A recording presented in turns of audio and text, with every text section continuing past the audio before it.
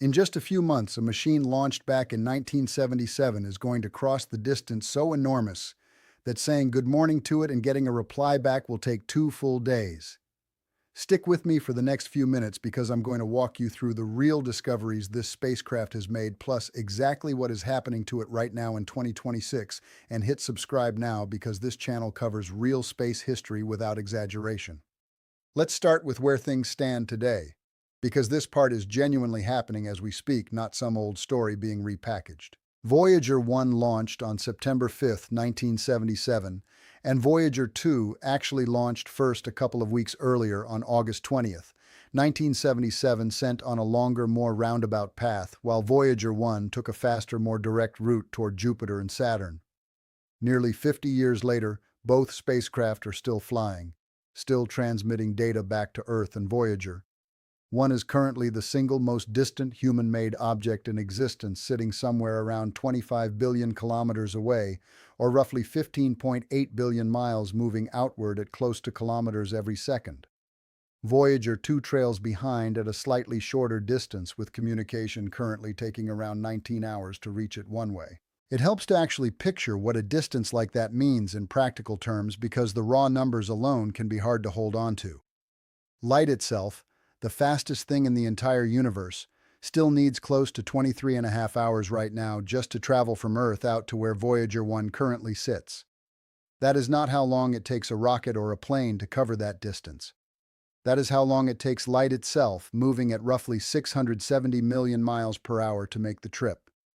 Every single command NASA sends to Voyager 1 and every bit of data it sends back is currently making a journey that takes nearly a full day in each direction, and that gap has been slowly, steadily growing every single day since the spacecraft launched, simply because it never stops moving further away. Here's the part that is happening right now in real time.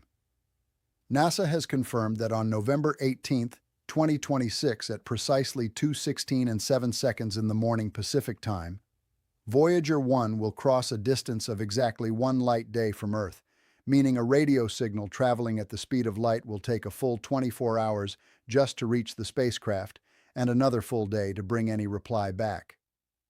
Susie Dodd, the Voyager project manager at NASA's Jet Propulsion Laboratory, explained it in the simplest possible terms.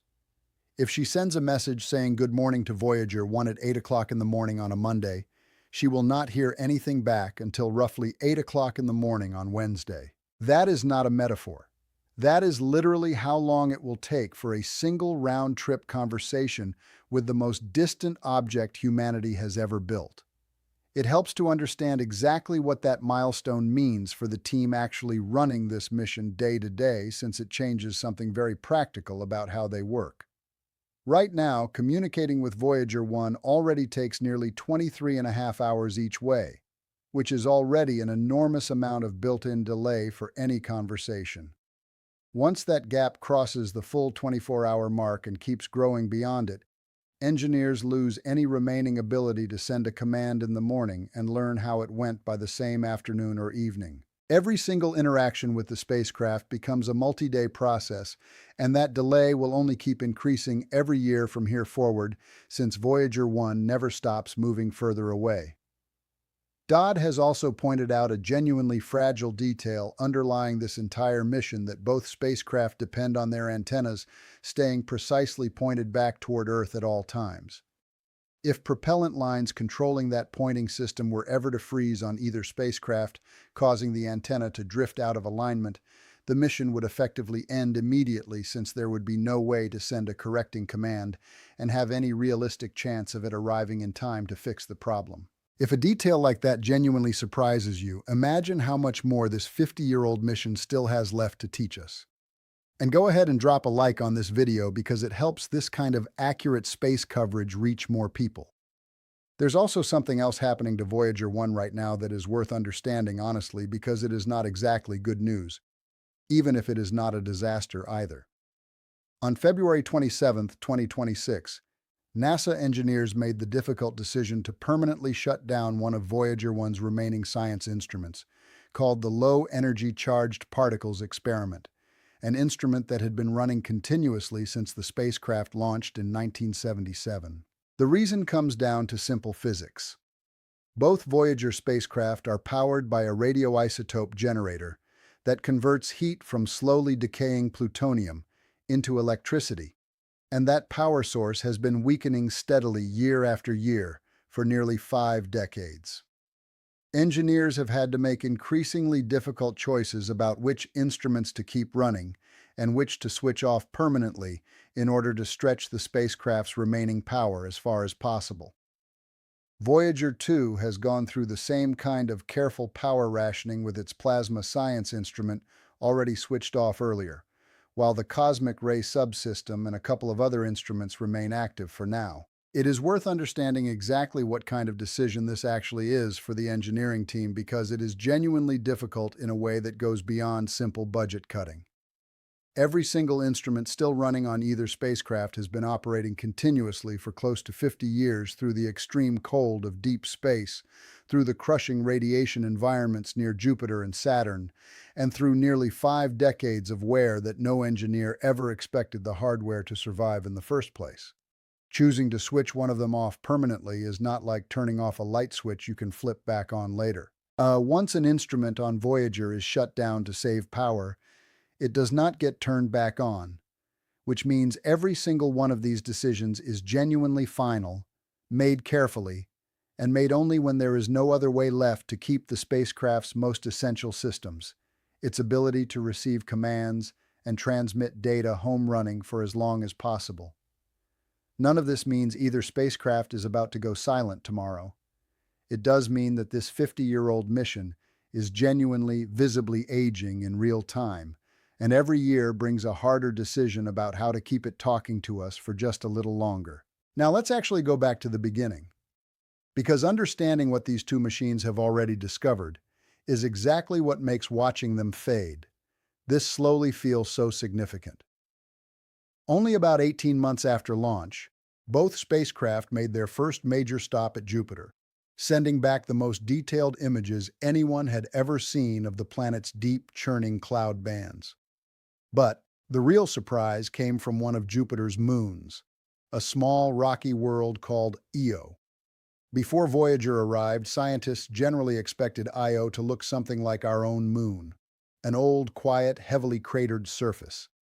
Instead, the spacecraft found active volcanoes, and not just a few. Io turned out to have roughly 10 times more volcanic activity than Earth itself, making it the most volcanically violent body ever discovered anywhere in the solar system.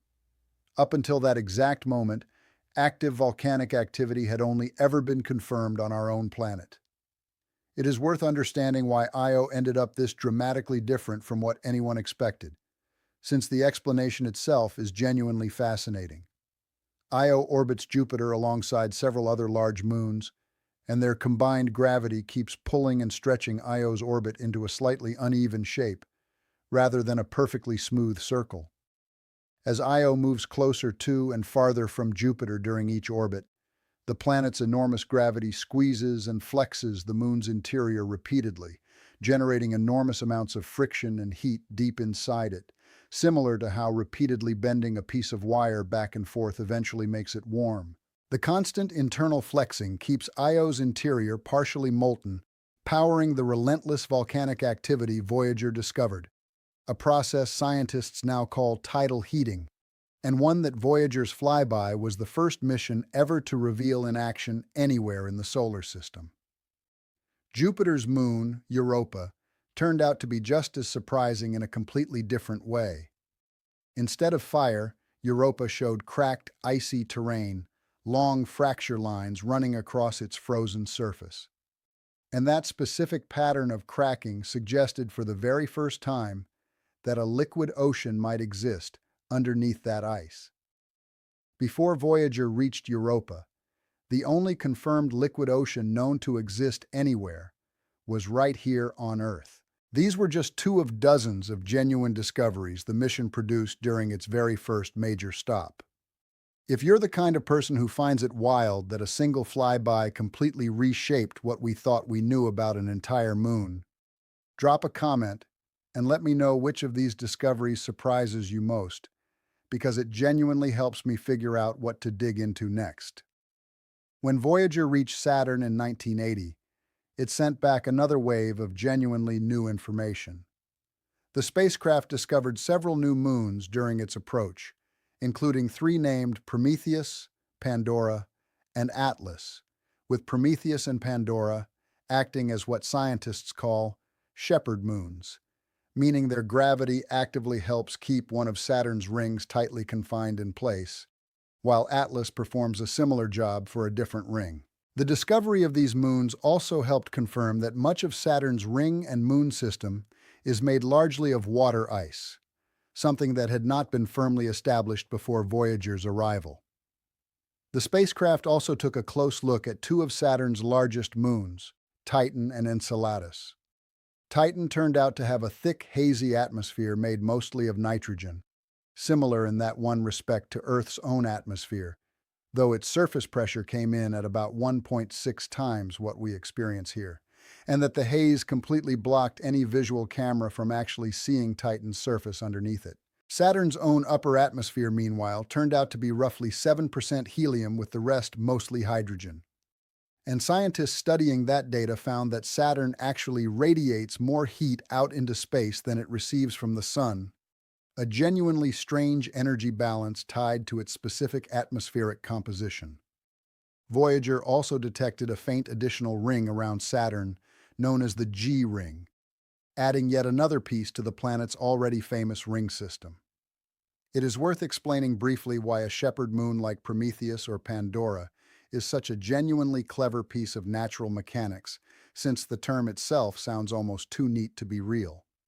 Saturn's rings are made up of countless individual particles of ice and rock, all orbiting the planet at slightly different speeds depending on their distance from it. Left completely alone, those particles would gradually spread out and disperse over time, the same way a loosely packed crowd of people naturally spreads apart if nothing is holding them together. A shepherd moon orbiting just alongside a ring exerts a small but constant gravitational tug on the nearest ring particles, nudging stray ones back into place and effectively keeping the entire ring confined into a narrow, well-defined band rather than spreading out and fading away. Discovering that this mechanism was real rather than just theoretical was one of the more elegant pieces of physics Voyager confirmed simply by being close enough to actually watch it happening. Enceladus, meanwhile, only got a preliminary look during Voyager's flyby, but even that brief glance was enough to flag it as somewhere worth returning to. Decades later, a completely different spacecraft, Cassini, went back for a much closer look and confirmed that Enceladus is genuinely one of the most promising places in the entire solar system to search for the basic conditions life might need, thanks to a subsurface ocean venting material out into space through cracks near its south pole. Voyager did not discover that ocean directly, but it was the mission that first pointed scientists toward paying serious attention to this small, icy moon in the first place. By 1986, Voyager 2 reached Uranus, a planet no other spacecraft has ever visited since, and it captured the first close-up images ever taken of that pale blue gas giant, along with the discovery of 10 entirely new moons. One particularly strange detail Voyager confirmed at Uranus is that the planet's axis of rotation is tilted almost completely on its side, roughly 98 degrees, meaning it essentially rolls along its orbit like a ball, rather than spinning upright the way most other planets do. 3 years after that, in 1989, Voyager 2 swept past Neptune's largest moon, Triton, and witnessed something genuinely unheard of at the time: active geysers erupting nitrogen gas directly out into space from Triton's frozen surface. Before that flyby, nobody had ever confirmed anything like active cryovolcanic activity on a distant icy moon that far from the Sun. Voyager also measured Neptune's winds during that same flyby, finding gusts reaching nearly 1,400 miles per hour, among the fastest winds ever recorded on any planet in the solar system, driven by a planet that receives only a tiny fraction of the sunlight and warmth that reaches Earth. One NASA scientist summarized the whole mission with a line that still holds up decades later, noting that time after time, Voyager found things happening across the solar system that people had previously only ever associated with processes here on Earth.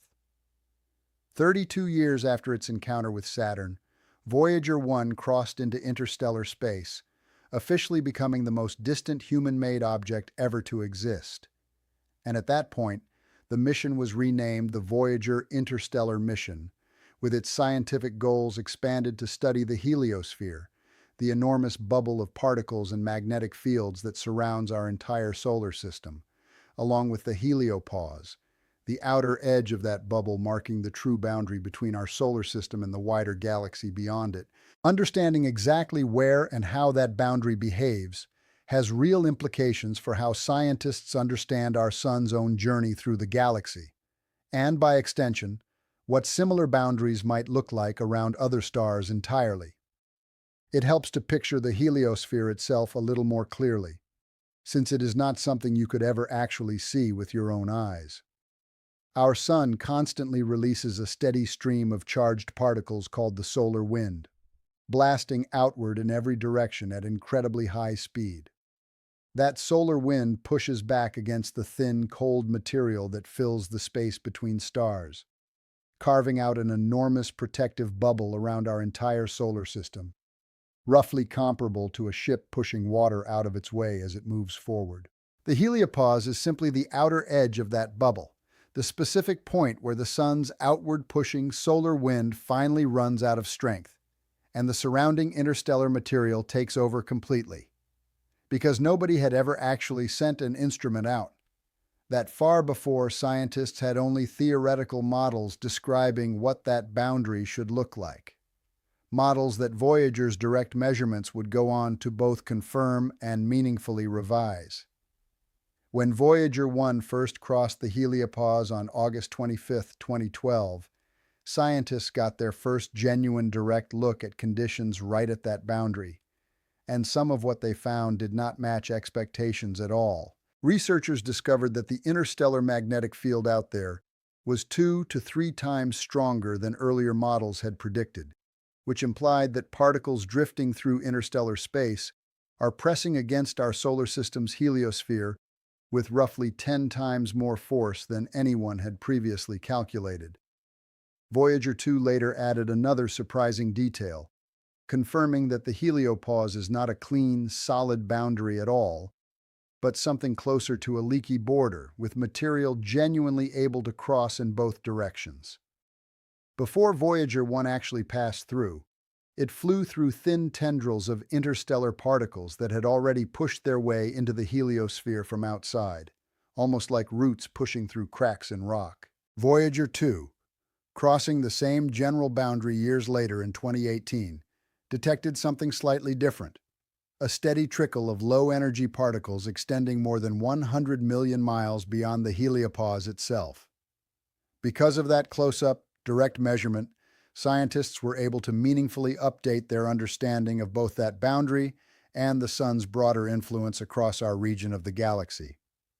If you're the kind of person who finds it wild that a boundary scientists had only ever modeled on paper turned out to behave completely differently once we actually flew a spacecraft through it, drop a comment and let me know, because it genuinely helps me figure out what to cover next on this channel.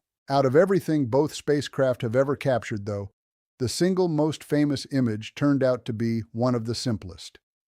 On Valentine's Day, February 14, 1990, more than a decade after launch, Voyager 1 turned its camera back around toward the inner solar system and took one final photograph of home before its cameras were switched off for good to save power. In that image, Earth appears as a single pale blue pixel, barely visible at all against the scattered light of the sun, a tiny dot suspended in an almost overwhelming amount of empty space. A photograph captured in one simple frame the entire underlying idea behind the whole mission, a fact that manages to be both comforting and genuinely humbling at the same time. Every person who has ever lived, every event in recorded history happened on that single small point of light. And there remains an almost unimaginable amount of universe stretching out beyond it that we still barely understand. It is worth understanding that taking this particular photograph was not actually a simple automatic part of the mission plan.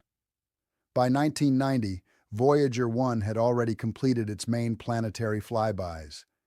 Its cameras were scheduled to be powered down permanently since they were no longer scientifically necessary, and continuing to run them drew power the spacecraft needed for other instruments monitoring the surrounding space. The idea to turn the camera around one final time and photograph Earth from that extraordinary distance came from a deliberate request, and NASA had to specifically approve using the spacecraft's remaining camera time for an image that carried more emotional and philosophical weight than direct scientific value. That approval turned out to be worth it. Decades later, this single photograph remains one of the most widely reproduced and referenced images in the entire history of space exploration.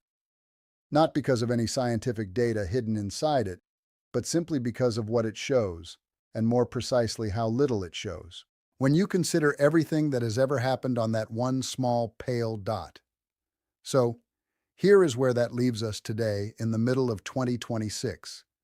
Voyager 1 is still out there right now, closing in on a distance so vast that a simple exchange of messages will soon take 2 full days round trip. Its power keeps fading a little further every year, and its team keeps making increasingly difficult choices about which instruments to preserve and which to finally let go, exactly as they did again this past February. But it is still transmitting, still adding new data to a scientific record that has already reshaped how we understand volcanic moons, hidden oceans, planetary rings, and the actual boundary of our own solar system. Both spacecraft were only ever officially designed to operate for about 5 years.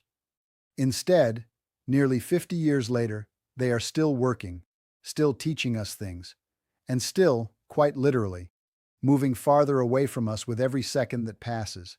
Even as you finish watching this video, it is worth appreciating just how much careful engineering made this kind of longevity possible in the first place, since none of it happened by accident. Engineers building these spacecraft back in the 1970s deliberately included backup systems for nearly every critical component, chose a power source specifically because it decays slowly over many decades rather than quickly, and wrote onboard software simple and robust enough to keep functioning reliably long after the computers that originally ran it had become hopelessly outdated by any modern standard. That kind of deliberate, almost stubborn over-engineering is exactly why a mission built for a 5-year trip to Jupiter and Saturn is still quietly returning usable data from beyond the edge of our solar system nearly half a century later. Both spacecraft also still carry their famous golden records, physical disks containing sounds and images meant to represent humanity as a whole. Greetings recorded in dozens of languages, music and photographs included on the extremely small chance that some form of intelligent life might eventually encounter either spacecraft drifting through the galaxy long after any instruments on board have gone silent for good. Current projections suggest that even once both Voyagers eventually stop transmitting entirely, sometime in the coming years, as their power finally runs out completely, they will simply keep drifting outward indefinitely, carrying those records with them for what could be billions of years, long outlasting our own sun in its current form. If you want to keep following this story as Voyager 1 actually crosses that one light day milestone this November, subscribe to this channel and turn on notifications, because I will be covering it properly when it happens, with the real numbers, not an exaggerated headline. Thanks for watching, and I will see you in the next one.